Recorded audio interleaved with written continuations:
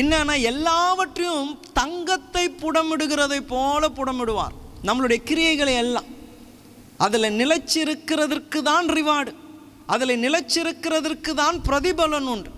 அப்போ நம்ம சபைக்கு வருகிறோம் போகிறோம், ஆனால் ஒரு காலத்திலே ராஜாதி ராஜாவுக்கு முன்னாடி நிற்கும் பொழுது உங்கள் கிரியம் வந்து நிற்கும்.